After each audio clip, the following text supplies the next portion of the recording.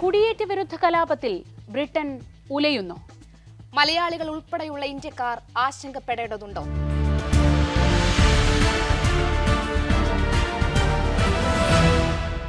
രണ്ടായിരത്തി 2011 ശേഷം ഇതാദ്യമായി ഒരു കലാപാന്തരീക്ഷം ബ്രിട്ടനിൽ ഉടലെടുത്തിരിക്കുകയാണ്.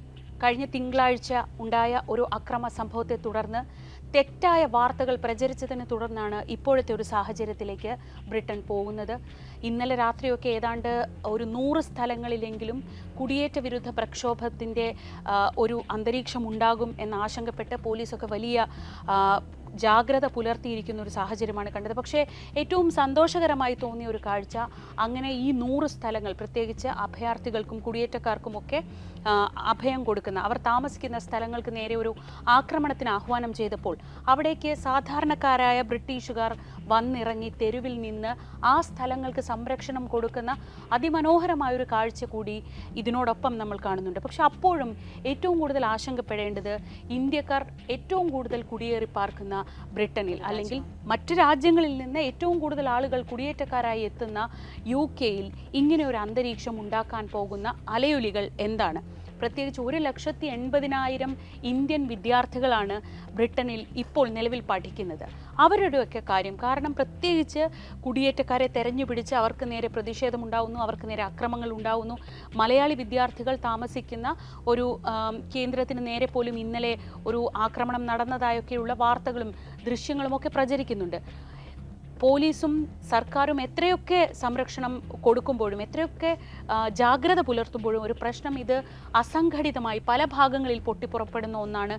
ഒന്ന് നേർക്കുനേർ ഇരുന്ന് ഒരു ചർച്ച ചെയ്ത് പ്രശ്നം പരിഹരിക്കാവുന്ന ഒരു അന്തരീക്ഷം നിലവിലില്ല. അതുകൊണ്ട് തന്നെ ഇപ്പോഴത്തെ ഒരു സാഹചര്യം എന്താണ് ഹരിപ്രിയ?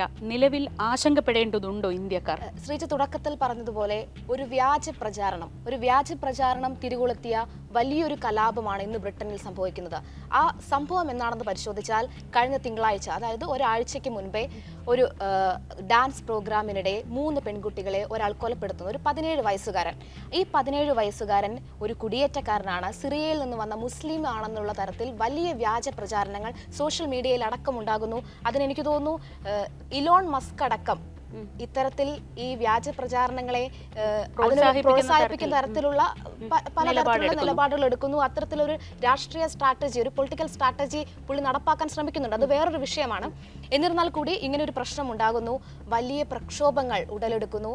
അതിന്റെ സാഹചര്യത്തിൽ ഈ 17 വയസ്സുകാരന്റെ വിവരങ്ങൾ പോലീസ് പുറത്തുവിടാൻ തയ്യാറാവുകയാണ്. ജുവനൈലായതുകൊണ്ടാണ് ഇയാളുടെ വിവരങ്ങൾ പുറത്തുവിടാതിരുന്നത്. പക്ഷേ അതിനൊക്കെ അപ്പുറത്തേക്ക് ഒരു 17 വയസ്സുകാരനാണ്, അയാളുടെ പ്രൈവസി സംരക്ഷിക്കേണ്ടത് സാധാരണഗതിയിൽ ബ്രിട്ടീഷ് സർക്കാരൊക്കെ വളരെ ശ്രദ്ധിക്കുന്ന കാര്യമാണ്. പക്ഷേ ഈ കലാപത്തിന്റെ സാഹചര്യത്തിൽ അവിടുത്തെ ഭരണകൂടത്തിന് വേറൊന്നും നിവർത്തിയില്ല. ആളുകളെ കൺവിൻസ് ചെയ്യണമെങ്കിൽ ഇവരുടെ വിവരങ്ങൾ പുറത്തുവിടേണ്ടത് നിർബന്ധിതമായി ചെയ്യേണ്ട ഒരു കാര്യമായി വരുന്നു. അങ്ങനെ പോലീസുകാർ ഈ വിവരങ്ങൾ പുറത്തുവിടുകയാണ്. അപ്പോഴാണ് മനസ്സിലാകുന്നത് ഈ ആക്സൽ റുഡുഗുമാന എന്ന 17-കാരൻ ബ്രിട്ടീഷ് പൗരനാണെന്നുള്ള വിവരം പുറത്തുവരുന്നത്. വെയിൽസിൽ ജനിച്ചു വളർന്ന ഒരു ബ്രിട്ടീഷുകാരനാണ്. എന്നിട്ടും ഈ കലാപം അടങ്ങുന്നില്ല. കലാപം വീണ്ടും മറ്റൊരു തലത്തിലേക്ക് പോകുന്നു. കുടിയേറ്റക്കാരെ ഇവിടെ ആവശ്യമില്ല എന്ന തരത്തിൽ തീവ്ര വലതുപക്ഷവാദികൾ, ഫാസിസ്റ്റുകൾ അവിടെ വലിയൊരു കലാപത്തിന് ആഹ്വാനം ചെയ്യുകയും, നേരത്തെ ശ്രീജ പറഞ്ഞതുപോലെ ഈ കുടിയേറ്റക്കാർ താമസിക്കുന്ന ഹോട്ടലുകൾക്ക് നേരെ ആക്രമണം ഉണ്ടാകുന്നു. ഒരു മലയാളി അടക്കം ആക്രമിക്കപ്പെടുന്ന സാഹചര്യം ഉണ്ടാകുന്നു. അങ്ങനെ ഉണ്ടാകുമ്പോഴാണ് നമ്മൾ ഇന്ത്യക്കാർ വളരെ ആശങ്കപ്പെടുന്നത്.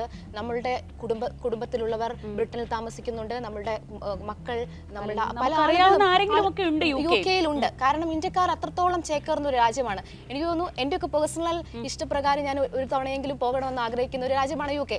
അതുകൊണ്ട് തന്നെ മലയാളികൾ ഏറ്റവും കൂടുതൽ ചേക്കേറുന്ന രാജ്യങ്ങളിൽ ഒന്നാണ് ഈ ബ്രിട്ടൻ എന്ന് പറയുന്നത്. അപ്പൊ സ്വാഭാവികമായിട്ടും ആളുകൾക്ക് പേടി ഉണ്ടാവുകയാണ്. പക്ഷേ ഞാൻ കുറച്ച് ദിവസങ്ങൾക്ക് മുൻപ് അവിടെയുള്ള ആളുകളെയൊക്കെ വിളിച്ചു, ഇന്നലെയൊക്കെ അടക്കം. അപ്പോൾ അവിടെയുള്ളവർ പറയുന്നത് ടൗൺ ഏരിയകളിലാണ് കൂടുതലായി പ്രക്ഷോഭമുള്ളത്. അതിൽ തന്നെ ഒരു പ്രത്യേക സാഹചര്യം എന്താണെന്ന് വെച്ചാൽ, ഇപ്പം ലണ്ടൻ പോലെയുള്ള സ്ഥലങ്ങളിൽ അത്ര വലിയ പ്രശ്നമില്ല. ലണ്ടൻ പോലെ വളരെ സിറ്റി സെൻറ്റർ ആയിട്ടുള്ള ഭാഗങ്ങളിലല്ല പ്രശ്നം. മറിച്ച് എവിടെയൊക്കെയാണോ അവിടുത്തെ പ്രദേശവാസികളെക്കാൾ കൂടുതൽ കുടിയേറ്റക്കാർ, ചില സ്ഥലങ്ങളിൽ അങ്ങനെയാണ്, അവിടെ കുടിയേറ്റക്കാരാണ് കൂടുതലായി താമസിക്കുന്നത്. അത്തരം ഭാഗങ്ങൾ തെരഞ്ഞുപിടിച്ചാണ് ഈ തീവ്ര വലതുപക്ഷക്കാർ ആക്രമണങ്ങൾ അഴിച്ചുവിടുന്നത്. അവർ കൃത്യമായി ആദ്യം 30 കേന്ദ്രങ്ങളിൽ പ്രക്ഷോഭം ഉണ്ടാവും എന്ന് പറയുന്നു. ഇന്നലെ അവരൊരു 100 സ്ഥലങ്ങൾ അവർ ലിസ്റ്റ് ചെയ്ത്, ഈ 100 സ്ഥലങ്ങളിൽ ഇന്ന് ഞങ്ങൾ പ്രക്ഷോഭകാരികൾ ഇറങ്ങും, അതായത് 2009 മുതൽ ഈ ഇംഗ്ലീഷ് ഡിഫൻസ് ലീഗ് ഇത്തരത്തിലുള്ള തീവ്ര വലതുപക്ഷ നിലപാടുകൾ എടുക്കുകയും ഇങ്ങനെയുള്ള ആക്രമണങ്ങൾക്ക് ആഹ്വാനം നടത്തുകയും ഒക്കെ ചെയ്യുന്നുണ്ട്. ഇപ്പോൾ പറ്റിയൊരു സാഹചര്യം കിട്ടിയപ്പോൾ ഒരു വ്യാജ വാർത്തയുടെ പുറത്ത് ഈ തരത്തിൽ ഒരു കലാപം അഴിച്ചുവിടുക. നമ്മൾ ഈ കലാപം എന്നൊക്കെ ബ്രിട്ടന്റെ സാഹചര്യത്തിൽ കേൾക്കുമ്പോൾ നമുക്ക് ഓർമ്മ വരിക 2011 മാർക്ക് ഡഗൻ എന്നൊരാളെ വെടിവെച്ച് കൊന്നതുമായി ബന്ധപ്പെട്ടുണ്ടായ കലാപമാണ്. ആ കലാപം വെച്ച് നോക്കുമ്പോൾ ഇത് അത്രയൊന്നും ആശങ്കപ്പെടേണ്ട ഒരു സാഹചര്യം ഇല്ലെന്നാണ് ഇപ്പോൾ നേരത്തെ പറഞ്ഞതുപോലെ നമ്മൾ യിലുള്ള മലയാളികളും ഒക്കെയായി സംസാരിക്കുമ്പോൾ പറയുന്നത്. പക്ഷെ അപ്പോൾ പോലും ഇത്തരത്തിൽ കലാപം നടക്കുന്ന സ്ഥലങ്ങൾ അല്ലെങ്കിൽ കലാപകലുഷിതമായ സാഹചര്യങ്ങൾ ഒഴിവാക്കുക എന്നതാണ് മിക്കവാറും പ്രവാസികൾക്ക് നൽകുന്ന നിർദ്ദേശം. ചൊവ്വാഴ്ച തന്നെ കേന്ദ്ര ആഭ്യന്തര മന്ത്രാലയം യിലേക്ക് യാത്ര ചെയ്യുമ്പോൾ ശ്രദ്ധിക്കേണ്ടതുണ്ട് എന്ന രീതിയിൽ ഒരു ജാഗ്രതാ നിർദ്ദേശം നൽകി കഴിഞ്ഞു. ഇതിനോടൊപ്പം ഏറ്റവും കൂടുതൽ ആശങ്കയിലാവുന്നത് ഇത് ഓഗസ്റ്റാണ്. സെപ്റ്റംബർ എന്ന് പറയുന്നത് യൂണിവേഴ്സിറ്റികളിൽ പുതിയ ബാച്ചിൻ്റെ അഡ്മിഷൻ നടക്കുന്ന സമയമാണ്. വർഷത്തിൽ 2 തവണയാണ് യിലൊക്കെ അഡ്മിഷൻ നടക്കുന്നത്. അതൊന്ന് സെപ്റ്റംബർ ഇൻടേക്കും പിന്നെ ഒന്ന് ജനുവരി ഇൻടേക്കുമാണ്. അതിൽ സെപ്റ്റംബർ ഇൻടേക്കിൻ്റെ സമയമാണ്. അങ്ങോട്ടേക്ക് പോകാൻ വേണ്ടി ആളുകളെല്ലാം പേപ്പർ വർക്ക്സ് എല്ലാം ചെയ്ത് പൂർത്തിയാക്കിയിരിക്കുന്ന ഒരു സമയമാണ്. അപ്പോൾ അന്താരാഷ്ട്ര മാധ്യമങ്ങളൊക്കെ പറയുന്നത് എന്താണെന്ന് വെച്ചാൽ ഈ ഏജൻസികളുണ്ടല്ലോ, ഇങ്ങനെ കുട്ടികൾ പോകുന്ന ഏജൻസികളിലേക്കൊക്കെ പാനിക് കോളുകൾ വന്നുകൊണ്ടിരിക്കുകയാണ്. പാരൻസ് വിളിക്കുന്നു, കുട്ടികൾ വിളിക്കുന്നു, ഇപ്പോൾ പോകാതിരിക്കാൻ എന്തെങ്കിലും വഴിയുണ്ടോ, ഇത് നീട്ടിവെക്കാൻ എന്തെങ്കിലും സാഹചര്യമുണ്ടോ, തൽക്കാലത്തേക്കെങ്കിലും ഈ യാത്ര മാറ്റിവെക്കാൻ എന്താണ് വഴി. അങ്ങനെ ആളുകൾ മുഴുവൻ പാനിക്കാണ്. വലിയ രീതിയിലുള്ള ഒരു ആശങ്ക ഇത്തരം ആളുകളുടെ ഇടയിൽ, പ്രത്യേകിച്ച് ആദ്യമായി യിലേക്കൊക്കെ പോകുന്ന ആളുകൾക്കിടയിൽ കാര്യമായിട്ടുണ്ട്. അവർ മാത്രമല്ല, ഇപ്പം നേരത്തെ പറഞ്ഞതുപോലെ അവിടെയുള്ളവരോട് സംസാരിക്കുമ്പോൾ അവിടെ നിലവിലുള്ള വിദ്യാർത്ഥികളും വളരെ ആശങ്കയിലാണ്. ഇപ്പം ഞാൻ ഒരു സുഹൃത്തിനോട് ചോദിച്ചു അവിടെ നിന്നുള്ള ദൃശ്യങ്ങളോ വാർത്തകളോ ഒക്കെ ഉണ്ടോ എന്ന് ചോദിച്ചപ്പോൾ അവർ പറയുന്നത് ഇത് വളരെ സെൻസിറ്റീവാണ്. ഇക്കാര്യങ്ങൾ ഷെയർ ചെയ്യുമ്പോൾ പോലും, അതായത് സോഷ്യൽ മീഡിയയിലൂടെ ഇക്കാര്യങ്ങൾ ഷെയർ ചെയ്യുന്നതിന് പോലും നിയന്ത്രണം വലിയ രീതിയിൽ ഏർപ്പെടുത്തിയിട്ടുണ്ട്. അത്രയ്ക്ക് ഭരണകൂടം ശ്രമിക്കുന്നുണ്ടെങ്കിൽ പോലും ഇത് അസംഘടിതമായി സംഭവിക്കുന്നതുകൊണ്ട് തന്നെ പലയിടങ്ങളിൽ ഇത് പൊട്ടിപ്പുറപ്പെടുകയാണ്. ശ്രീജ, അവിടെ എനിക്ക് തോന്നുന്നു നേരത്തെ ശ്രീജ പറഞ്ഞതുപോലെ വളരെ പോസിറ്റീവായി കാണേണ്ട ഒരു കാര്യമെന്ന് പറയുന്നത് ഈ ജനാധിപത്യ വിരുദ്ധ പ്രക്ഷോഭങ്ങൾക്കെതിരെ, തീവ്ര വലതുപക്ഷവാദികളുടെ പ്രക്ഷോഭങ്ങൾക്കെതിരെ അവിടെയുള്ള ആളുകൾ തന്നെ തെരുവിലിറങ്ങുന്നു. ഈ മുസ്ലിങ്ങൾക്കെതിരായ പ്രക്ഷോഭം അതിന്റെ മറ്റൊരു വശം അവിടെ കാണുകയാണ്. അപ്പോൾ എന്ത് സംഭവിക്കുന്നു എന്ന് പറഞ്ഞാൽ ഈ തീവ്ര വലതുപക്ഷവാദികൾക്ക് ഒളിച്ചുവിടേണ്ടി വരുന്ന ഒരു സാഹചര്യം ഉണ്ടെന്ന തരത്തിലുള്ള റിപ്പോർട്ടുകളാണ് പുറത്തു വരുന്നത്. ഈ കെയർ സ്റ്റാർമറിന്റെ നിലപാടുകൾ അതിൽ നിർണായകമാണ്. നമുക്കറിയാം, ലേബർ പാർട്ടി അധികാരത്തിൽ എത്തിയത് മുതൽ അവിടുത്തെ തീവ്ര വലതുപക്ഷം ഇളകിയിരിക്കുകയാണ്. അതിന്റെ ഒരു ആഫ്റ്റർ എഫക്റ്റ് എന്ന് വേണമെങ്കിൽ ഇതിനെ പറയാം. അവരാണ് ഈ പ്രക്ഷോഭത്തെ ഏറ്റെടുത്തത്.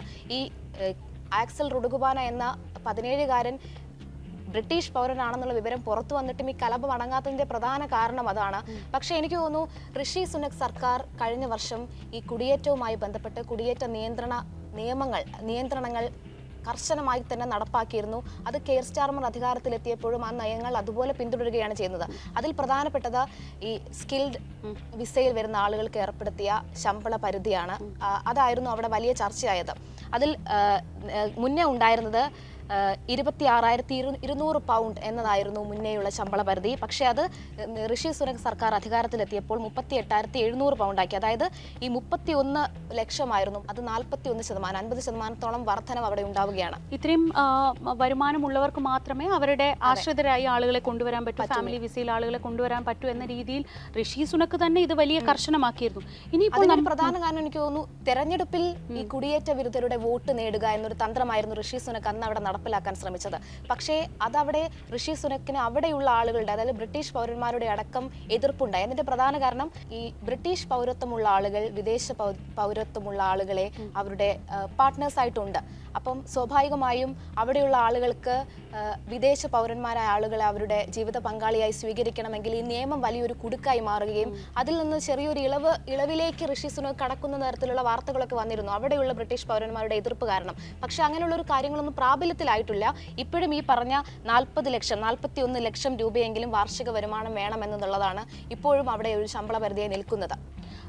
ഹരിപ്രിയ നേരത്തെ പറഞ്ഞു അവിടെ സാധാരണക്കാരുടെ പിന്തുണ കിട്ടുന്നു, അല്ലെങ്കിൽ സാധാരണ പൗരന്മാർ ഈ കുടിയേറ്റ വിരുദ്ധ പ്രക്ഷോഭത്തിനെതിരെ രംഗത്ത് വരുന്നു. പക്ഷെ അപ്പോഴും ഇവർക്ക് കിട്ടുന്ന നേരിയ രീതിയിലുള്ളൊരു പിന്തുണ, തൊഴിലില്ലായ്മ ബ്രിട്ടനിൽ വലിയ രൂക്ഷമായ ഒരു അവസ്ഥയിലാണുള്ളത്. അവിടുത്തെ ലോക്കൽ സപ്പോർട്ട് ചിലയിടങ്ങളിലെങ്കിലും ഈ പ്രക്ഷോഭകാരികൾക്ക് കിട്ടുന്നുണ്ട്. അവർ ഓൾറെഡി ഈ യിലെ സാഹചര്യങ്ങളിൽ അവർക്ക് സർക്കാരിനോടും അവിടുത്തെ ഈ കുടിയേറി വന്ന് മികച്ച ആനുകൂല്യങ്ങൾ അല്ലെങ്കിൽ കുടിയേറി വന്ന മെച്ചപ്പെട്ട ജീവിത സാഹചര്യത്തിൽ ജീവിക്കുന്ന ആളുകളോട് അവർക്കൊരു പ്രശ്നമുണ്ട്. അത്തരം പ്രാദേശികമായി ചില പിന്തുണ ഈ പ്രക്ഷോഭകാരികൾക്ക് കിട്ടുന്നത് മാത്രമാണ് ഒരാശങ്കയുണ്ടാക്കുന്നത്. അപ്പോൾ പോലും ഈ വിഷയത്തിൽ എങ്ങനെയായിരിക്കും കെയർ സ്റ്റാമർ മുന്നോട്ട് പോവുക എന്നതാണ് ഇനി ഏറ്റവും അറിയേണ്ടത്.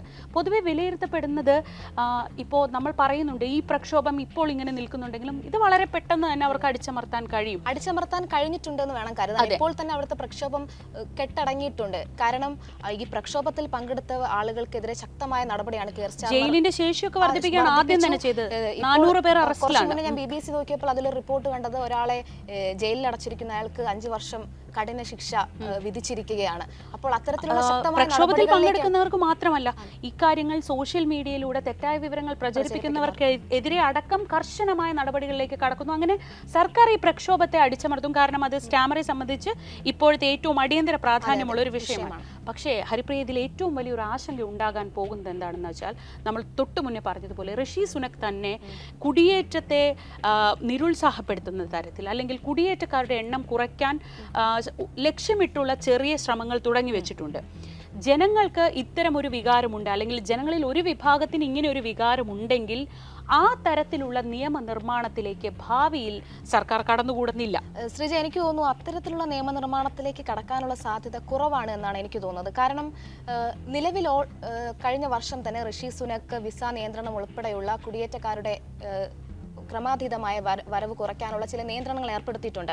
അതിന്റെ ഭാഗമായി കഴിഞ്ഞ വർഷം അവിടെ 10% കുടിയേറ്റക്കാരുടെ എണ്ണം കുറഞ്ഞിട്ടുണ്ട് ബ്രിട്ടനിൽ. അതിന്റെ ആ നയം തന്നെയാണ് കെയർ സ്റ്റാർമറും പിന്തുടരുന്നത്. നമുക്കറിയാം, കേരളത്തിൽ നിന്ന് ഏറ്റവും കൂടുതൽ പോകുന്ന ആളുകൾ ബ്രിട്ടനിലേക്ക് പോകുന്നുണ്ട്. പക്ഷേ മറ്റ് രാജ്യങ്ങളിൽ നിന്നുള്ള ആളുകളുടെ എണ്ണം കുറഞ്ഞിട്ടുണ്ട്. ONSന്റെ റിപ്പോർട്ട് പ്രകാരം 2023 2,50,000 പേരാണ് UK യിലെത്തിയത്. ഇതിൽ 1,07,000 പേർ പഠനാവശ്യങ്ങൾക്കാണ്. എനിക്ക് തോന്നുന്നു UK, കാനഡ, ഓസ്ട്രേലിയ പോലെ രാജ്യങ്ങളിലേക്കൊക്കെ ഇന്ത്യയിൽ നിന്ന് ഒരുപാട് പേർ പഠനത്തിനായി പോകുന്നു, ജോലി ആവശ്യങ്ങൾക്കായി പോകുന്നു. അവരുടെ ഒരു ഡ്രീം ഡെസ്റ്റിനേഷൻ ആണ് UK, കാനഡ എന്നൊക്കെ പറയുന്നത്. അവിടെ ഇത്തരത്തിലുള്ള കലാപങ്ങൾ ഉണ്ടാകുമ്പോൾ ഇവിടെയുള്ള UK ആഗ്രഹങ്ങളാണ്, അവരുടെ ആഗ്രഹങ്ങളാണ് ഇല്ലാതാകുന്നത്. എന്നിരുന്നാൽ പോലും ഈ കണക്കുകൾ ഇവിടെ നിന്ന് ഇപ്പോഴും ആളുകൾ കൂടുതലായി ചേക്കേറുന്നു എന്നതാണ് സൂചിപ്പിക്കുന്നത്. പക്ഷേ ബ്രിട്ടനിലേക്ക് എത്തുന്ന ആളുകളുടെ എണ്ണത്തിൽ, മറ്റ് രാജ്യങ്ങളിൽ നിന്നും കൂടി ബ്രിട്ടനിലേക്ക് എത്തുന്ന ആളുകളുടെ എണ്ണത്തിൽ വലിയ കുറവുണ്ടായിട്ടുണ്ട്. അതിന്റെ പ്രധാന കാരണം ഈ ഋഷി സുനക് ഏർപ്പെടുത്തിയ ഈ കുടിയേറ്റ നിയന്ത്രണങ്ങളാണ്. ഇനി കൂടുതൽ കുടിയേറ്റ നിയന്ത്രണങ്ങളിലേക്ക് പോയാൽ, ഞാൻ നേരത്തെ പറഞ്ഞതുപോലെ അവിടെയുള്ള ആളുകളെയും കൂടി ബാധിക്കുന്ന തരത്തിലേക്ക് അത് നീങ്ങും. അതൊരു പക്ഷേ ഈ കെയർ സ്റ്റാർമറെ കൂടുതൽ പ്രതിരോധത്തിലാക്കാൻ സാധ്യതയുണ്ട്. അതുകൊണ്ട് അത്തരത്തിലുള്ള നിയമപരിഷ്കാരങ്ങളിലേക്ക് കടക്കുമോ എന്നുള്ളത് നമ്മൾ കണ്ടറിയേണ്ടതുണ്ട്. അതുകൊണ്ട് തന്നെ ഇപ്പം നേരത്തെ ഋഷി സുനക് ഏർപ്പെടുത്തിയ അതേ നിയമങ്ങൾ അതുപോലെ തന്നെ പിന്തുടരുകയായിരിക്കും കെയർ സ്റ്റാർമർ ചെയ്യുക. പക്ഷേ ഇനിയും കലാപം രൂക്ഷമാവുകയാണെങ്കിൽ ഒരു പക്ഷേ കെയർ സ്റ്റാർമറിന് ഈ നിയമങ്ങൾ കൂടുതൽ ശക്തമാക്കേണ്ടിയിരിക്കും, കർശനമാക്കേണ്ടിയിരിക്കും. കുടിയേറ്റ നിയന്ത്രണങ്ങൾ ഉൾപ്പെടെ അത് മലയാളികളെയും ഇന്ത്യക്കാരെയും ഒക്കെ വലിയ രീതിയിൽ ബാധിക്കും. നിലവിൽ എന്തായാലും ആശങ്കപ്പെടേണ്ട സാഹചര്യമില്ല. ജാഗ്രതാ നിർദ്ദേശം നൽകിയിട്ടുണ്ട്. അങ്ങോട്ടേക്ക് യാത്ര ചെയ്യുന്നവർ ഇത്തരം കലാപബാധിത പോക്കറ്റുകൾ ഒഴിവാക്കണമെന്ന് മാത്രമാണ് പറയുന്നത്. അപ്പോഴും പ്രധാനപ്പെട്ട കേന്ദ്രങ്ങളിലല്ല ഇത്തരം ആക്രമണങ്ങൾ ഉണ്ടാകുന്നത്. അവിടെയുള്ള പ്രവാസികൾ വളരെ ജാഗ്രതയോടെയാണ് മുന്നോട്ട് പോകുന്നത്. കുട്ടികളുടെ കാര്യത്തിൽ, പുതിയ കുട്ടികൾ വരുന്ന കാര്യത്തിലൊക്കെ അവർക്ക് ആശങ്കകൾ ഉണ്ടെങ്കിൽ പോലും ഈ സാഹചര്യം വളരെ പെട്ടെന്ന് തന്നെ മാറും എന്നതാണ് സർക്കാർ നൽകുന്ന ഉറപ്പ്. അപ്പോഴും ഹരിപ്രിയ പറയുന്നതിൽ നിന്ന് വിഭിന്നമായി എനിക്കൊരു സംശയം, ഒരു പക്ഷേ ഇത്തരത്തിലൊരു വികാരം ജനങ്ങൾക്കിടയിൽ ഉണ്ടെന്ന് മനസ്സിലാക്കുമ്പോൾ സ്വാഭാവികമായും കുടിയേറ്റ നിയമങ്ങളിൽ കൂടുതൽ കടുപ്പിക്കാൻ സർക്കാർ മുതിരുമോ എന്നതാണ്. അത് കാത്തിരുന്ന് തന്നെ കാണേണ്ടതാണ്. ICL Finco, the intelligent choice.